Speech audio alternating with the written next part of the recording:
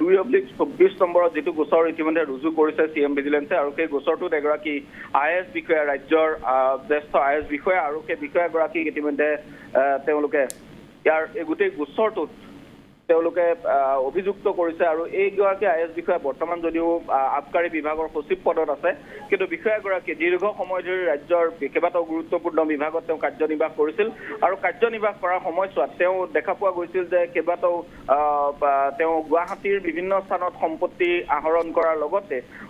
ৰাজ্যৰো বিভিন্ন প্ৰান্তত তেওঁ সম্পত্তিৰ তথ্য লাভ কৰিছে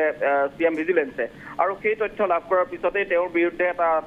তদন্ত আৰম্ভ কৰিছিল আৰু সেই তদন্তৰ অন্তত তেওঁ আয় বহিৰ্ভূত সম্পত্তিৰ যেটো ধাৰা সেই ধাৰাটো যথেষ্ট বেছি আৰু সেইবাবে তেওঁ অৱশেষত তেওঁৰ বিৰুদ্ধে এটা গোচৰ ৰুজু কৰা হ'ল আৰু সেই ৰুজু কৰা গোচৰটোৰ সন্দৰ্ভত ইতিমধ্যে 2/24 নম্বৰত গোচৰ ৰুজু কৰি তেওঁলোকে তদন্ত আৰম্ভ কৰিছে হয়তো এইটো গোচৰটো এই বিষয়াগৰাকী ৰাজ্যৰ এগৰাকী জ্যেষ্ঠ বিষয়া আৰু এই আইএছ বিষয়াগৰাকীও কিন্তু খুব কম দিনৰ ভিতৰত গ্ৰেপ্তাৰ হোৱাৰ সম্ভাৱনা আছে